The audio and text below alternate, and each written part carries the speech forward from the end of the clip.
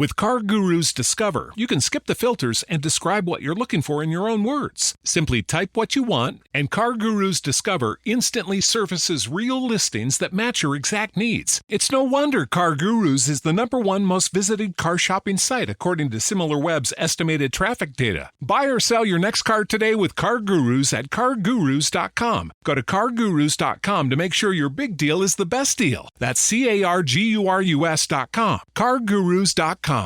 What's up? It's Trey Harris here, wide receiver for Los Angeles Chargers, and you're tuning in to Chargers Unleashed.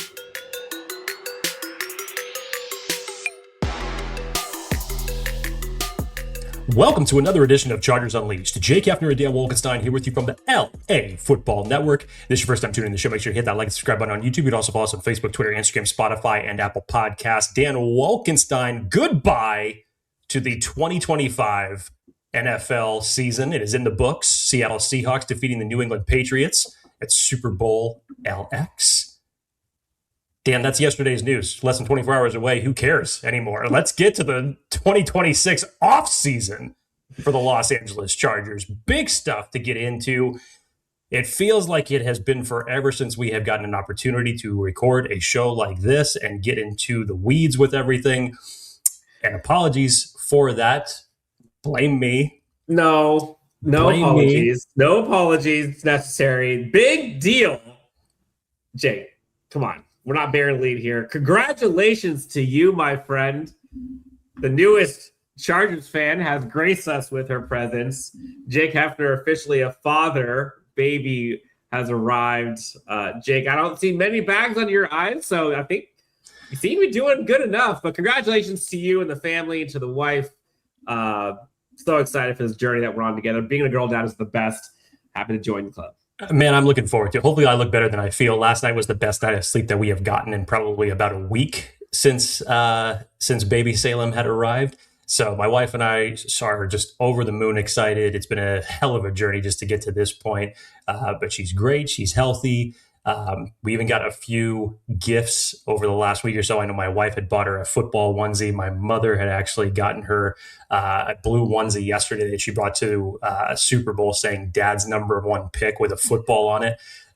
So she has her gear for the draft come April 23rd. So we'll be looking forward to dressing her up in that. But yeah, over the moon excited, happy to be part of the club. Yes. And I will say, and also super excited that a Super Bowl champion was crowned. That was like refreshing.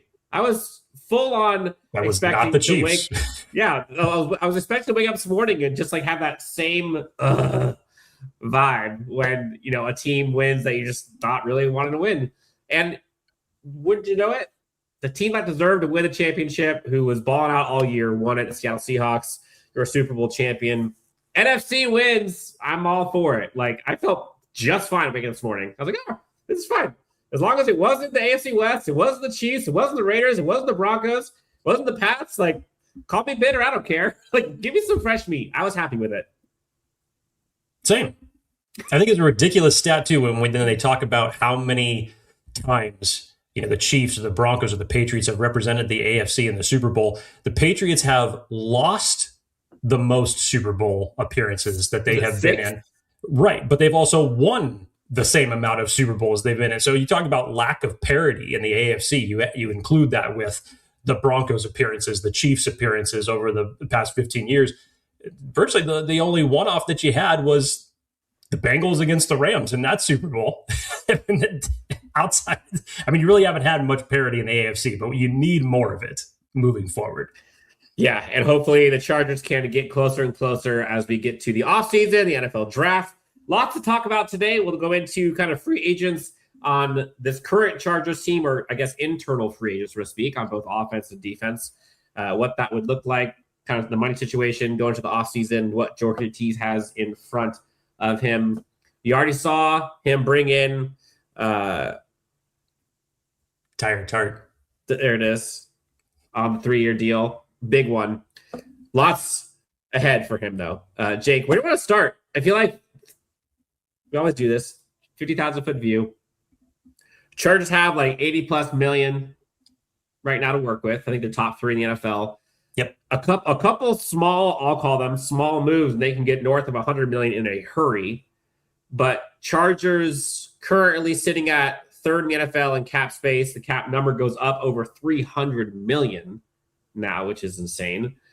We talk about targeted missile strikes a lot. In your opinion, free agents, offense, defense, special teams, whatever, before the Tyre Tart, top 3 must-haves to return for this Chargers team. Well, you got one in Tyre Tart. That's a great start for for GM Joe Hortiz, and to do it early before free agency even kicks off. We asked Chris Rim about that.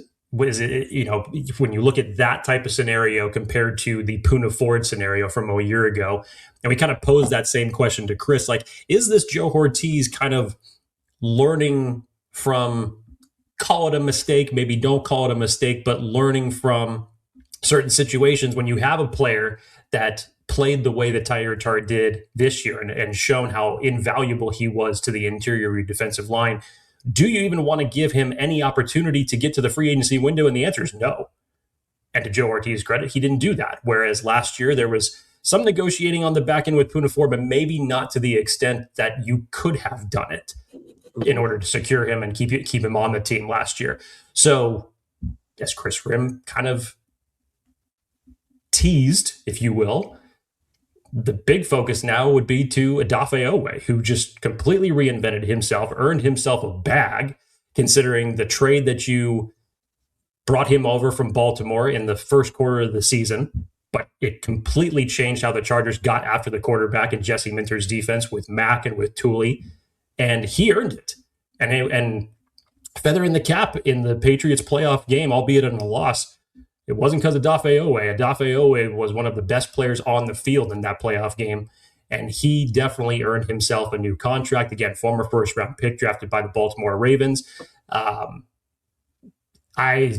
This should be a no-brainer for the Chargers to do whatever it is that they can to bring him back. And essentially, again, because you don't know what you have with Khalil Mack as of right now, you need to start planning for the future, whether or not Mack returns or not.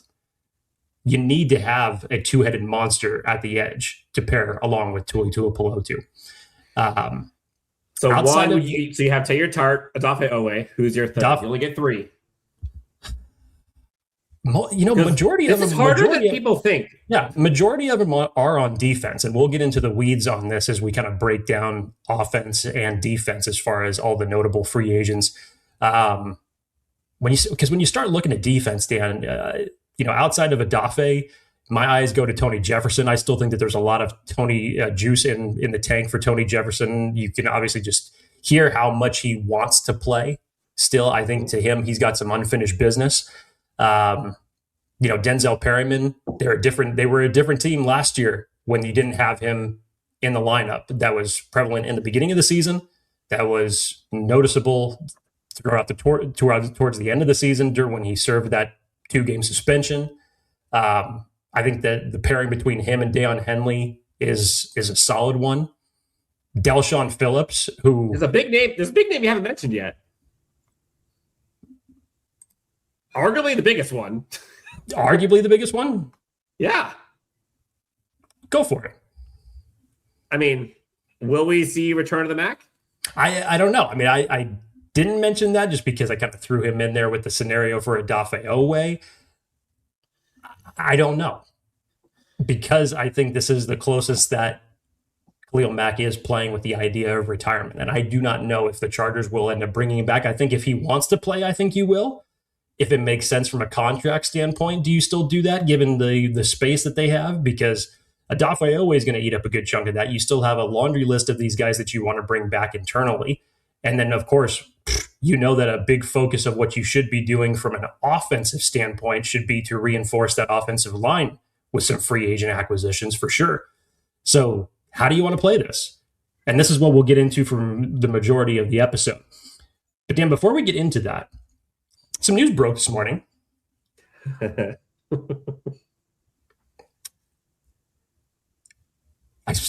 don't know how to process it. I really do not. The Chargers are officially bringing in Adam Gase to be their new pass game coordinator.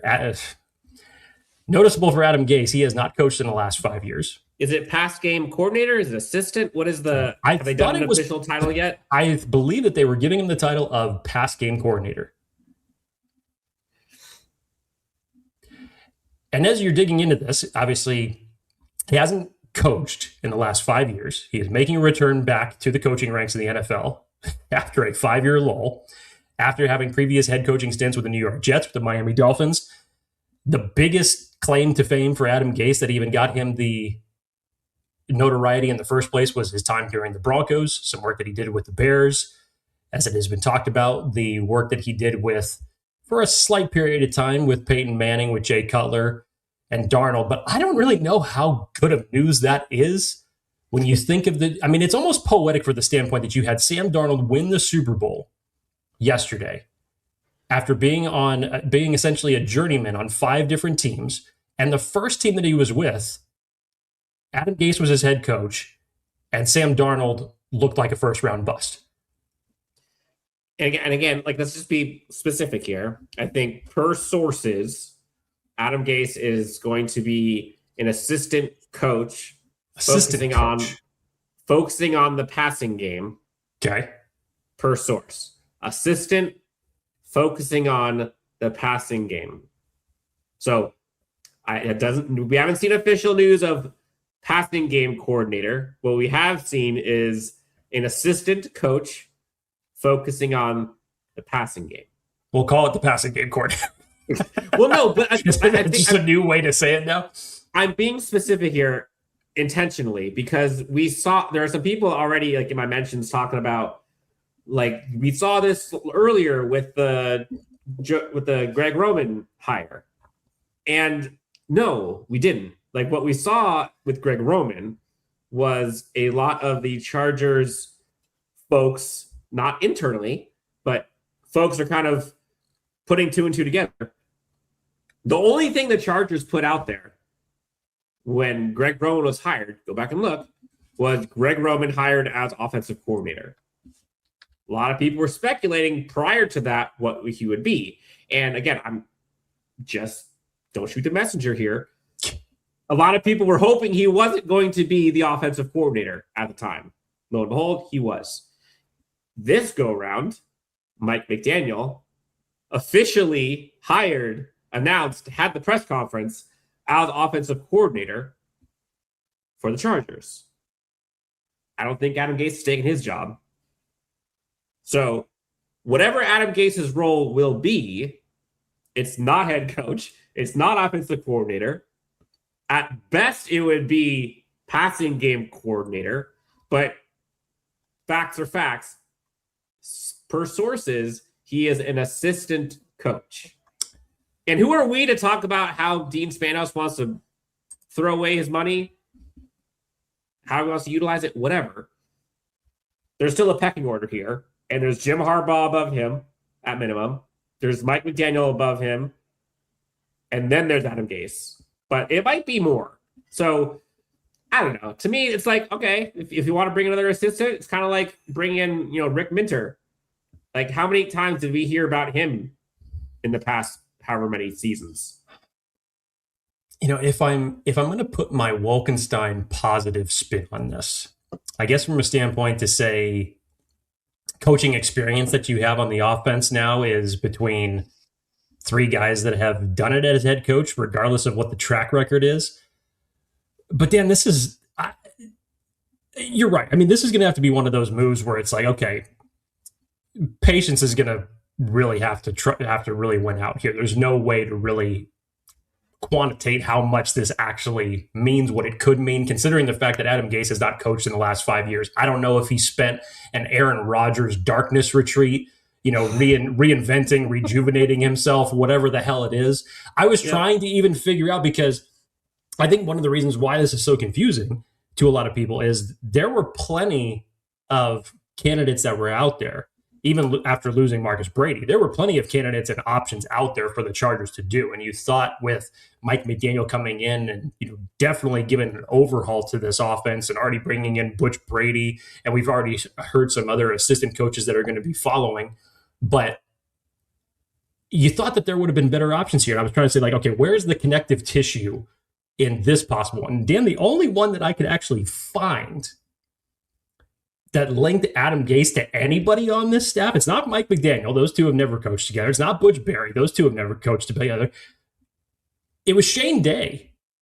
And you go back to 2018 when Adam Gase was the head coach of the Dolphins. Shane Day was the tight ends coach at that period of time. That's the only connection I can make. And it's not even guaranteed that Shane Day is going to be returning to the coaching ranks with this team. Or maybe he is. Maybe this is one of those type of moves that brings it all together. I don't know. But I'm not in the Chargers front office. This one still perplexes me. I don't think you're going to be able to sell me on anything that convinces me that this is going to be a step in the right direction as it stands right now. This is definitely one of those time will tell type moves. To me, this is like I won't say much about nothing, but like I don't know the significance of this because it's a head scratcher.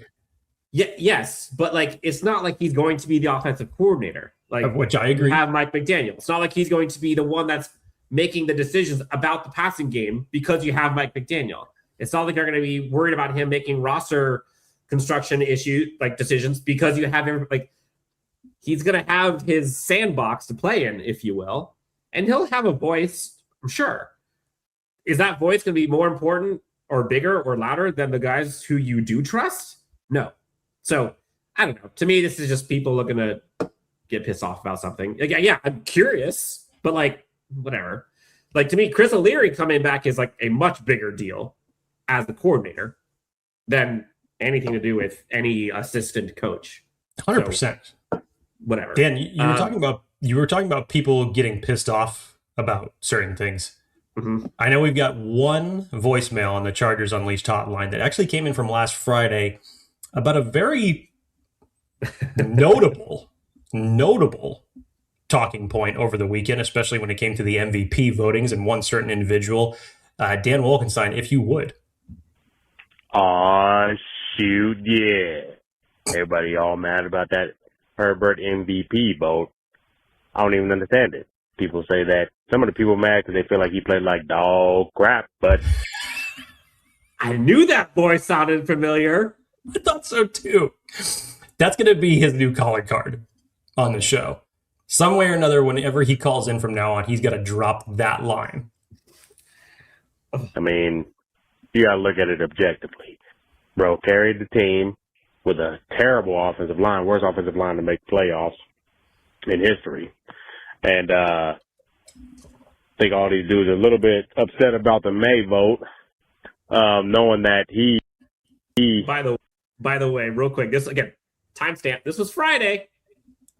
Before the Super Bowl. This was Friday. Drake May had the worst passing performance of the entire playoffs. I mean, yeah, he did well. I'm not going to take anything away from Drake May doing well in the season, but strength of schedule is going to play into that. I mean, you see that once he got to the playoffs, facing really good defenses, it's really if it was the opposing offenses that even had a competent playing offense, they insert the Dennis Green gif here. Would have blew the Patriots out of the water. Seattle blew the Patriots out of the water, by the way. So I think strength of schedule matters. Herbert just did more with less. So, I mean, you got to tell me what you think. But I do think that at the end of the day, people are a little bit overreacting. I think the MVP conversation has become more of a popularity contest, more of the most successful player, not the most valuable player. I think when we talk about value, Herbert brought the most value. If we're talking about most successful or most popular, sure, you can make that case for Drake. But, yeah, bolt up, Charger Nation for life. Okay, so salute to Stan Monson, right? Yeah. Like, he got all the flames, and everyone it was so ridiculous. I'm sorry. Like, and it was dumb. It was dumb. And again, objectively, if we're talking about most valuable player to their team, I don't think it's crazy or hyperbole to say that Justin Herbert was one of the most valuable players to his team. Period. And then you see what happened to the MVP candidate when he went up against a great team. Flames. So sip your tea, Sam Monson. Like, you deserve this. And the crap that he was getting from people, like, it's just ridiculous. It's so stupid. Oh, I mean, it was next level. It was ridiculousness that was getting there. Called for, yeah. Do I think that they got the MVP right in the big picture of things to give it to Matthew Stafford? Absolutely, yes. 100%. Yes. And again, it's not taking away anything that Drake May did during the regular season, because remember, the New England's offense was the number 2 scoring offense throughout the regular season. Look who Matthew Stafford beat.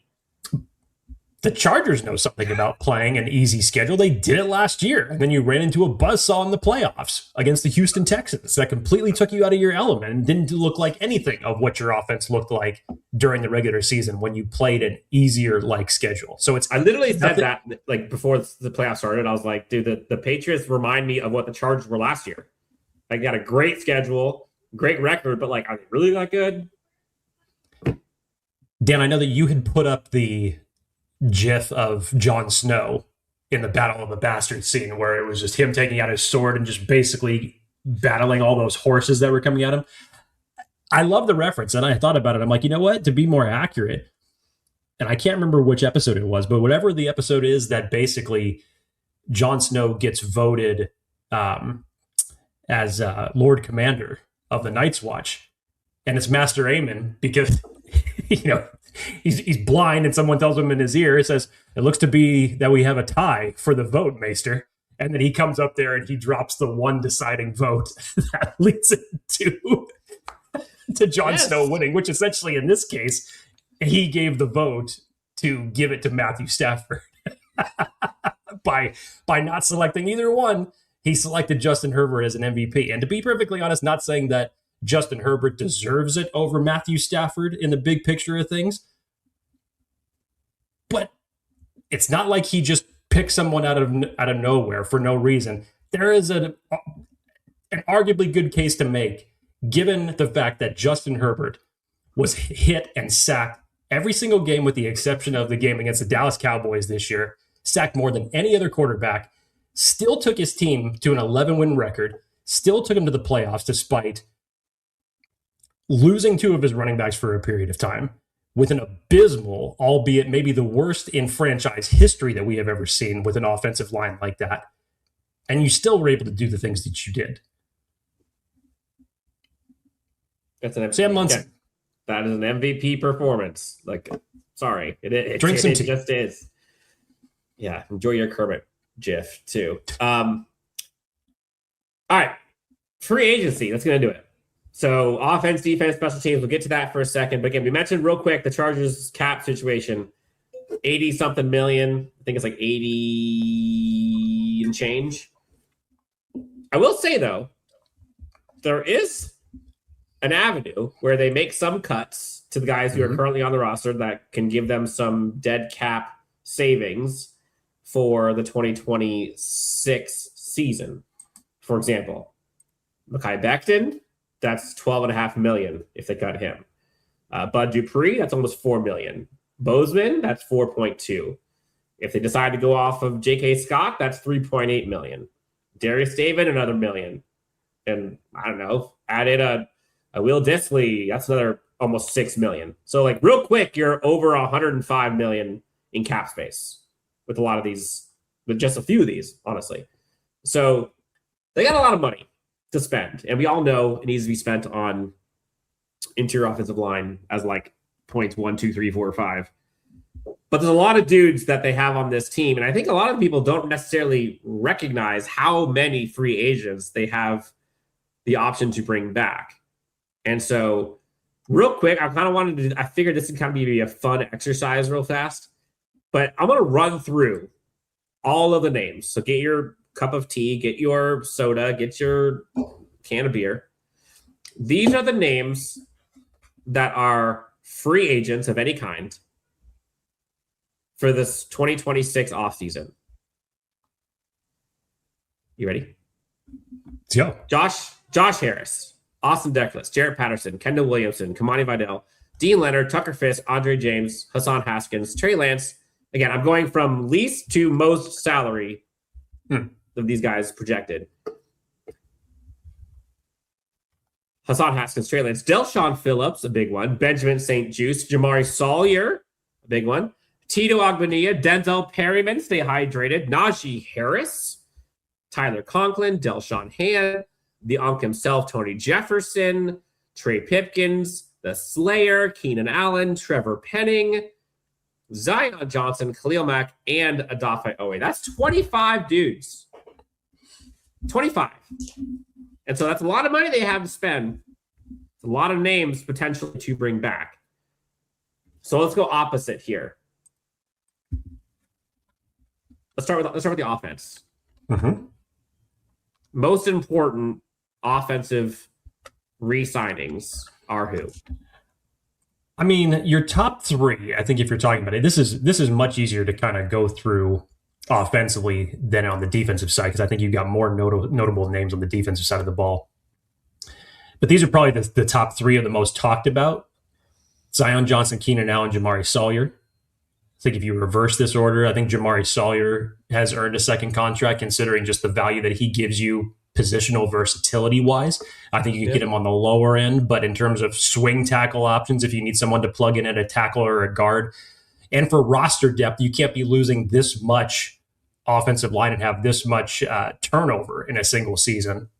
So I definitely think that Jamari Sawyer has earned it, honestly. Regardless of what some people may see as his player or his value, I think it would be a key depth piece that you could get at a nice value.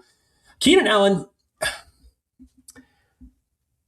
don't get me wrong, I love me some Keenan Allen. And I'm not opposed real quick, are these the names? I'm sorry to interrupt. I've done this like 3 times to you already today in 20 minutes. Are these the 3 that are must resigns, or just the 3 biggest names to talk about? These are probably your most notable and talked about ones, not necessarily the most like the priority ones. Yep. Keenan Allen, again, for me, I love Keenan Allen. And not to say that I'm against bringing him back, but if you're telling me that you're bringing him back, I do not want this to impede Ladd McConkey's production, which in a Mike McDaniel offense, I don't believe it will. I think Ladd is going to thrive in this new offense, to be honest. I don't want it to impede the progression of Trey Harris, because you could literally take those 3 and put them in the same position. They do a lot of the same things. And I don't want it to impede anything else as it relates to other younger receivers on this roster getting a shot. Or tight ends, yeah. If you were scouring some of the Radio Row or some of the interviews over this past week, Keenan Allen had some notable comments that he said he expects that if he does return back to play football next year, he expects it to be with the Chargers. So that will be one to watch for. Will the feeling be mutual?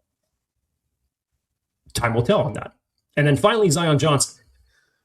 I've been a little bit indifferent on this, Dan, and I've talked about it throughout this season as it relates to Zion. And again, I think that when you look at after the Rashawn Slater injury, after the Joe Alt injury, the next best offensive lineman, I don't think there was any question, was Zion.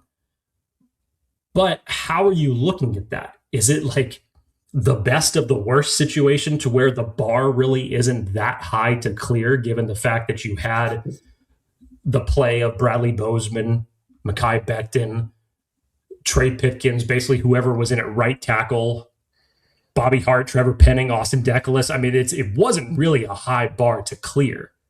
I think in the bigger picture of things, are you going to replace all 3 of your interior offensive linemen for next year? Not to say that I agree or disagree, but probably not. You probably replace 2, that being Bradley Bozeman and Mekhi Becton for sure. Oh, right. Okay. So let's be honest. Zion Johnson probably plays better if he's got Rashawn Slater playing to his left. Yep. He probably plays better if he doesn't have Bradley Bozeman playing to his right. Insert any other center in the National Football League. Or the draft. So I think it was, I can't remember exactly where they stack ranked him for like the notable free agents for just all the 32 franchises. I couldn't remember if he was 22 or 32 as far as, like the biggest name free agents that were listed. I think it was by ESPN last week that they dropped that. But again, you're going into an offseason now where you're going to be putting offensive line at a premium. So Sawyer and Johnson, I could see definitely a case for. Keenan Allen's kind of up in the air. Keenan Allen is kind of up in the air for me right now. And again, not to say no, but if you were to tell me that you get him on the veteran minimum, no, and that you have, okay, so not that. Okay, so if he comes back at a reasonable contract, and that it's not going, and then that your game plan is not going to impede anything or take away opportunities from other wide receivers, then sure. Other free agents of note here, Dan. Trey Pipkin. Yes. I was going to give you some names, and you just give me real quick yes or no, and we'll go to the ones you say yes. Okay, Trey Pipkin. Yeah. No. I think that experiment is done, and I think people have been done with that one for a while. Najee Harris. We can do yes, no, or like interesting. We'll use those three. He's interesting to me. It's interesting. I think for what Greg Roman wanted out of him, he's going to excel better in a Greg Roman system, better in the gap system. So, again, I don't hate the idea, but I don't think that he fits. I don't think that he fits now with McDaniel and Barry that are going to install a zone blocking scheme for this team. When they already have Amari Hampton. Yeah. When you already have Amari and Hampton, Kamani Vidal is an exclusive rights free agent. I think that he has earned a contract back, that I think that he could actually excel a hell of a lot better when we're talking about, zone blocking instead of gap blocking. I think he's a much better type of running back that McDaniel could use in that type of scheme to where he could see better production. So I'm going to say no to Najee Harris. Okay. And remember, in context, and this is why this stuff is so fascinating, is I think the Chargers they have 5 draft picks. So currently, right now, yes. As of right now. So, if it's not Najee Harris, Kamani Vidal is also a free agent. So you probably, no, he's not a free agent. Sorry. He has 2 years left.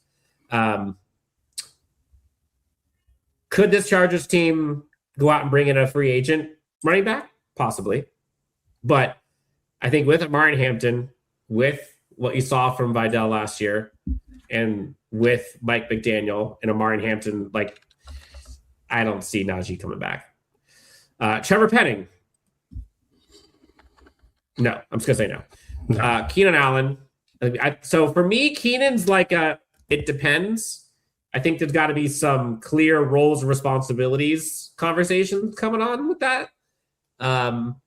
Because from a stylistic perspective and from a cripple, if you will, to what could possibly take away from a lad resurgence and all kind of stuff, I get it. But also, he's still a really damn good football player, man. He's a good football player, and he's a great safety valve, and he is third reliable, and he has the trust of Justin. I agree that I would want him to take a more secondary role than he did last year. But I'm not at all saying I don't want Keenan back. If you give me Keenan in a 50% capacity of what you got last year, where he's just as effective but used maybe half as much as he was, I think I'm with it. Because that's the style of offense that works in the NFL, no matter what. If you let him be your third, fourth option, okay, cool. Jamari Sawyer, I'm with you. Zion, I'm with you. I can run through these real quick. Tyler Conklin. No. Trey Lance. Maybe. Andre James. Yeah. I don't even know. Andre James is an interesting one because there's more offensive line that you're going to talk about here. I think that he's got the versatility to play in both zone and gap scheme. So for you to tell me again that he's not going to be your starting center this year, but if you needed some insurance, I'd say that that's good insurance to have. So I'd say that is a possibility. Yeah. But we also don't know anything about that. So, right. Hassan Haskins, special teams, possibility. Austin Decalis. You've got Jamari Sawyer. So I think to your point, the much more difficult discussion is on the defensive side. There's you didn't. I know you said you didn't mention Bobby Hart either on that one, Dan, and that would be a no for me as well. Again, I think it matches more of the power scheme that Greg Roman installed. I don't think that, as much as I actually enjoyed watching Bobby Hart this past season, when you just start thinking about how McDaniel's going to come in and basically, we've already seen it with Butch Berry coming in as the new offensive line coach, they're going to entirely change this offensive line and how they run the football. Again, still going to be a top priority for them in a Jim Harbaugh-led team, but this is going to have a much different look to it. And as much as your offensive line got smacked around last year, you're going to need them to start, being the ones that give out the kick-ass receipts every now and again. And you need to get this running game going. And it didn't happen in Greg Roman's offense, really for 2 years. So it's an entirely new reinvention that needs to take place. I'm just looking here just through the list just to make sure that we did not miss anybody in case anybody wants to point things out, which I know that they love to do. For context, Kamani Vidal, Jarrett Patterson are exclusive rights free agents, so I would expect one or both of them to possibly be back. Again, most notably Kamani Vidal, because I think that he earned his playing time last year, and I think that he's honestly a better fit for Mike McDaniel in this type of running scheme. So let's flip it over to the defense, Dan. Much bigger names on the defensive side of the ball. So you've got names like Khalil Mack, Gaddafi Owe up there that are going to probably get a haul for Khalil Mack's sake, if he returns, which I think he will, personally. Gaddafi Owe is going to get it back from someone. I guarantee it. And then I think the part you also have to take into consideration too is, outside, right? You got a Trey Hendrickson out there. You've got a Kwity Paye out there. Jalen Phillips is out there as well. So there's some names out there that you can probably get as well. Draymond Jones, I think, is another one that could possibly come over, which I think a lot of people were excited about him possibly last year. Joseph Asai is out there for edge. So there's a bunch of names that could fill the role, but the part that I'm struggling with, if I'm just being frank, is I just don't know. And this is more of a Joe Hortiz roster construction question.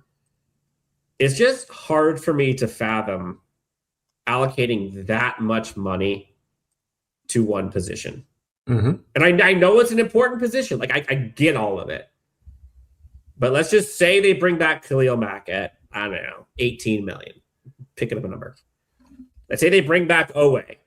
Call it 20. I don't know. And then you've got Thule, who's going to get more than both of those guys. So call that, what? I don't know, 25, 30? Pick a number. Doesn't matter. Let's just say 30.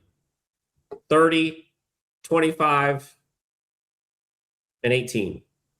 That's what, 73 million for your edge group?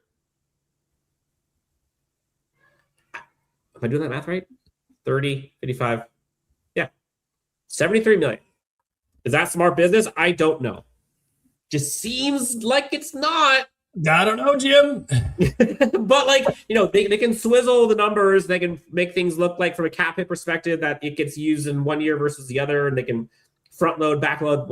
I'm just generally speaking, that's a lot of coin for one position. Mm-hmm. If it's me, Dan, and this is what my gut's telling me, and I'm not saying this out of any disrespect for the man, because the man is a legend and I would want him on my team any day of the week. I don't believe that Khalil Mack returns, whether it's by his decision or the Chargers. To the Chargers or to the NFL? To the Chargers. Let's call it to the Chargers. Because we don't know what his decision is going to be yet as it relates to retirement, but we know obviously as much as he wants to get a ring. But to your very point, because that's key information right there when you talk about who do you got to give the bag to and who you got to start thinking about prioritizing and signing. If you bring Gaddafi Owe back, I think you basically pushed back the idea of extending Thule for a season because technically he's still under contract for next year. Yeah. He's eligible for an extension as it stands right now. But to Dan's point, and to Joe Hortiz's point, as we heard in the last interview after the season was over, he doesn't want to recklessly spend. He knows that they have more money, but he doesn't want to recklessly spend. Now, you may not call that reckless type spending for them at that particular position, but damn, look what the Cincinnati Bengals had to do just to keep their wide receiver room together. In the long term, is that responsible spending when you could have gotten maybe some draft capital for one of those wide receivers and trading him away? Who knows? But I don't know. That's a hard sell to let Khalil Mack, in my opinion. Like, he is one of the heart and soul guys. 100%. I totally get it. And again, I'm not opposed to him returning, but it's a tough conversation. Khalil Mack returning at, as you said, Dan, whatever X number that you come up with, and signing Odafe Owe to a big time contract. I don't know what that looks like. And to be honest, you need to spread that money around a little bit better. Yeah, I mean, you wonder if they can figure out a way to, give Khalil like a 2-year deal with like ripcord after one, give him a huge signing bonus, but it's technically not affecting the salary cap. Like, I can see that happening. Because to me, with the Chris O'Leary signing and how good this defense has been the last few years, like, this feels like as much of a bring the band back together as possible. And for good reason. Like, yes, Khalil Mack's numbers weren't there in totality, but remember, he had the injury that he was out for a while. But like, sure as hell made a difference when he came back. The dude still balled out. He was great. Thule was great. Owe was great. Like, that group, there's no reason to. It's one of those, like, if it ain't broke, don't fix it kind of things. Mm-hmm. So, like, from an on the field perspective, I absolutely get bringing them back because of how effective they were. It's just from a roster business perspective. Yes. Like, I just don't know if having that much money allocated to one position is the right move. Mm-hmm. Like, because you already know you're going to be paying Thule the following year. Yeah, but again, like, smarter minds, if they can allocate it to where it doesn't all affect it at once, like, that's why they get paid the big bucks. So that's where I could see it happening. Looking at some of these other names, though, and the way I was kind of looking at this, Jake, was like, which free agents on defense and offense and special teams are most impactful to this Chargers team moving forward? I think Tony Jefferson is definitely one. You saw how excited he was when the Chris O'Leary news dropped about him returning. Again, you heard it. You saw it from Derwin James, from Elijah Molden, from Tony Jefferson, how well he was respected when he was the safeties coach of this team 2 years ago, and already see with the jump that he made at Western Michigan to bring that defense and what they did from before he was there to after he was there as the defensive coordinator is really a testament to his work. And again, it's from the Jesse Minter coaching tree. So Coach O'Leary knows how Jesse Minter works. I'm sure he'd like to have his defense in a similar mold to that. So you want some type of symmetry here. And you still get Steve Klinkscale returning as your secondaries coach. I mean, this is a terrific situation for the Chargers defensively in terms of who you have installed as a coach. So the Chris O'Leary signing may have been just like, I don't know what you'd call it, the feather in the cap to say that Tony Jefferson most likely returns. In terms of other notable ones to say which ones come back.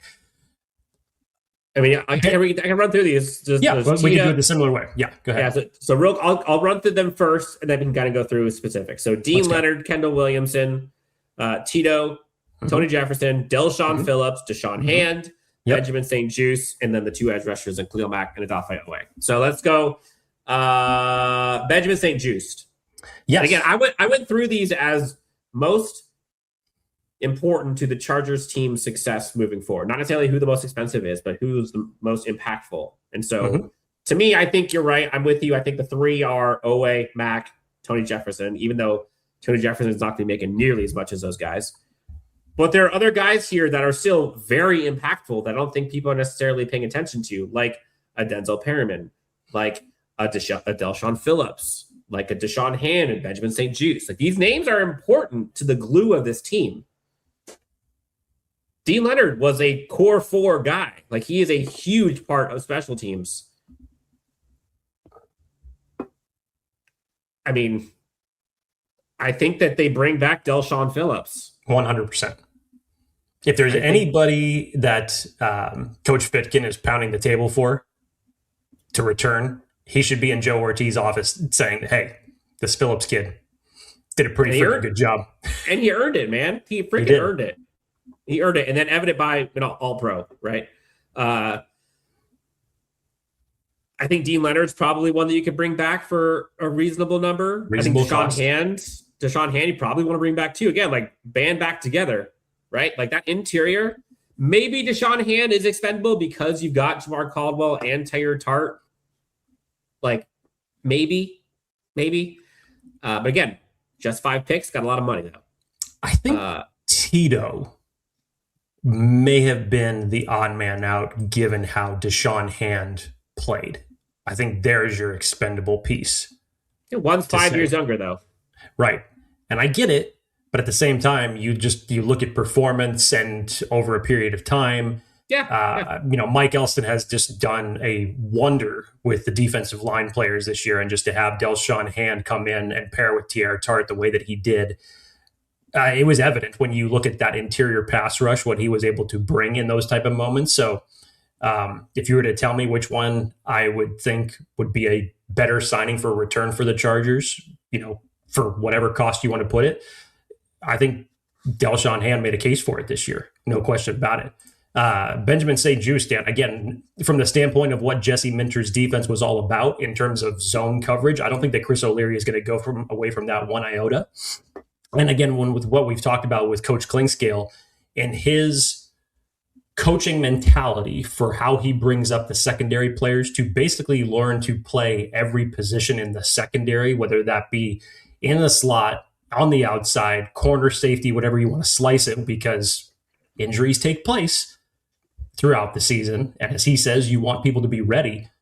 I thought in certain spot duty situations that Benjamin St. Juste played great. And again, I think for him and Jackson, I think that they were tailor-made for this type of zone defense.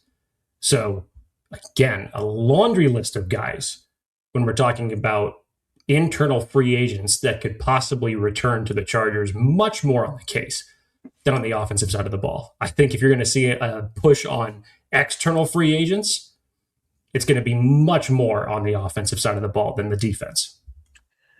To me, corner is a position that I feel like they have so much in the pipeline for that. Oh, they're rich at the corner position. So I don't know if they need to spend on a St. Juste or if they'll have to, honestly. But like, if they do, I mean, like, who's the kid that had like 2 or 3 interceptions during preseason, was balling out, and he got hurt? What was his name?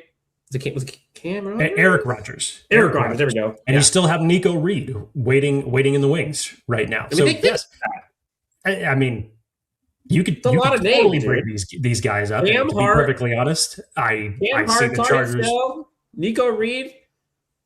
I mean, and I fully expect them to draft a corner in this upcoming draft as well. So I think there's a case to be made on both sides. Yeah, honestly. Yeah, you still got Denzel Perryman, who I think is a huge impact for this defense. So again, like, a lot of people talk about the lot of money that they have to spend, but like, they have a lot of guys to bring back if they want to bring the band back together, right? Like, some of them more expensive than others. Like, not all of them are going to be the OA $20+ million contracts, but like, that $80 million goes down pretty quick when you start looking at some of these names. A lot of options for this Chargers team. I think I'm fascinated to see if they do the 3 edge rushers, what that money shift looks like. Because if all of that money is for 1 year, like, that's scary, which I just I can't see them doing. No. I can't see them doing. But again, it doesn't all have to be solved with just these guys, right? Like this puzzle can be filled in with so many different pieces from so many different areas. You can fill it in internally. You can fill it in free agency. You can fill it in via trade. You can fill it in via draft. You can fill it in via draft trades, right? Like there's so many different options here. So we'll see, right? Like this is the fun part. This is the fun part where there's so many different ways to look at this stuff. But I think OA seems to be a huge reason, a huge one to come back. I think Tony Jefferson is a huge one to come back. On the offensive side, I think Zion is a big one to come back. Keenan, I think he's up there if the role fits. And I think Jamari Sawyer, to your point, like he brings so much position flexibility. And I don't necessarily know if it's going to cost that much. I am curious, though, like with the money, and we'll get to this on another episode, Jake, but like with the free agents that are out there, especially interior offensive line. Oh, yeah. Are you willing to throw the bag at that? Like genuinely, because a lot of people, like historically, the answer is no. Everybody keeps talking about Linderbaum. I know. The interesting thing about that whole Ravens scenario now is that look who the head coach is of the Baltimore Ravens now. You don't think that Jesse Minter fully understands now what it means to have a good center for your offense, for your franchise quarterback? So I think it may be the worst thing in the world that Jesse Minter in that circumstance went to the Baltimore Ravens to be a head coach because of the Tyler Linderbaum situation. Now, again, they still may let him walk. I don't know. I know everybody has talked about the possibility of going out and signing Tyler Linderbaum because it makes too much sense in how good he is and that you need to get a much better center for Justin Herbert to play behind. But I don't know. Again, I posed this question to Chris Rim because... I can't see it. I'm sorry. We all remember, and maybe this is just even more a case that we have to remind ourselves of every time free agency starts, maybe with the exception of the Khalil Mack trade or the last time that the Chargers had this much cap space under Tom Telesco where he spent it irresponsibly. I'm so scared. The Chargers, outside of that 1 year, they really don't do much in the first day of free agency. But when you look back in retrospect, to have this team run it back with the same offensive line, at least four out of five of them from year prior, and when you see what the Chicago Bears did when they went heavy into free agency for their offensive line, you don't think that Caleb Williams is thanking his lucky stars for that? You know, it's like. But like, I think the tenet that I keep going back to for this Chargers team is like the whole like do more with less thing. Yeah, you saw Jesse Minter do that over and over. Now he did have stars on defense, right? Like Derwin James making bank, Khalil Mack was making bank. Like you got guys who are making money, but you don't need 5-star players across the offensive line. But I think that it would be they already have two. They already have two. And I would say 3 above average at minimum. Like if they kept Zion, if they kept Joe Alt, Rashawn Slater, obviously, like those 3 right there, I think you've got 3 out of 5. You're probably feeling good. Let me give you a scenario real quick. If you were to tell me that the Chargers offseason, in just 2 moves, if you were to say let's buy into the conversation, that they go out and they sign Tyler Linderbaum at center. And if you reinforce or Connor McGovern or one of the top, one of the top centers, sure. And you reinforce that by drafting either Big Vega out of Penn State, Emmanuel Pregnon out of Oregon. You go beef in offensive line. Yeah. To me, right there, that's already done some great work. I'm not saying go out there and sign 3 offensive linemen in free agency. Absolutely not. But I do believe that you have to reinforce it with both free agency and the draft, 100%. Yes, and to me, I think what you saw from last year was like it can't just be a Tyler Linderbaum and then just like cross your fingers and stays healthy all season. Nope. So this is where I do more with less thing, and you get more at bats.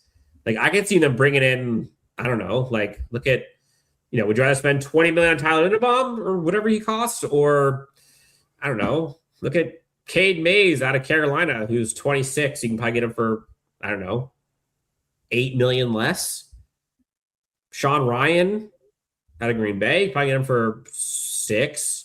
Right, look at Spot Track. There's a bunch of these guys, right? Like, I'm not saying don't go out and spend on proven commodities. I'm just saying, like, you don't want to leave yourself hanging where a JC Jackson scenario happens again, right? Like, I'm going to keep using that. Like, I don't know. Center is important. Like, I get it. I just don't. That would go against what a Joe Hortiz typically does. Exactly. And that's why I wanted to bring it up to remind everybody, because you know that after that first day of free agency comes through and there's no movement for the Chargers, which is the same thing that everybody is going to go nuts. Because every 5 minutes you see someone tweeting out, hey, Joe Hortiz, do something. When you see an interior offensive line go, it's not to the Chargers. Like, no matter who it is. Everybody's going to be pissed. Yes. But, like, I don't know. I could talk about it both sides of my mouth, honestly, because I can absolutely see them be like, we're never going to effing do this again. Because the flip side of that coin is you can't do this to your franchise quarterback. You can't do it again. 3 years in a row, you cannot do it. Historically bad. In the year after you had said we did him a disservice, it was worse. We won 11 games, Pop. Can't do it again. Excited for that one. So maybe next time we'll get into some free agents externally that could possibly fill the void. And then we'll get into some possible trade talks, some NFL draft stuff. Jake's got the chimes ready to go. Yes. But Jake, I think we're in a good spot here. I feel like you should probably, I don't know, change a diaper, take a nap. Like, you got stuff to do, right? Yeah. Changed enough already this morning. I think she's out cold for the moment. So. Good. Well, that'll do it for today. Jake, again, congratulations, man. Thank you. So happy you're a father. Can't wait to see all these pics and see her grow. Maybe she'll join us on a future episode. Absolutely. Let's go.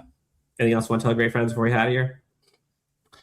Let's kick off the 2026 offseason season, draft season, free agency season, combine season, whatever the hell you want to call it now. This is when it gets fun. Outside of when you don't have football on Sundays anymore, you still find ways to talk about football. And more specifically for the Chargers, it's going to be a very, very exciting few months as we got a lot of stuff to talk about. I know Dan and I, outside of what we have to talk about, as he mentioned, free agency talk, draft talk, roster construction talk, we're also going to work in some special guests here.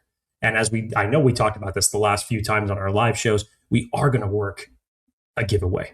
100%. I have not forgotten about that. I know we've kind of pushed it on the back burner in the last few weeks, but we will get to that, I assure you. So be on the lookout for that. For Jake, I'm Dan. Chargers Elite. Have a great weekend. We'll talk to you on the next Chargers.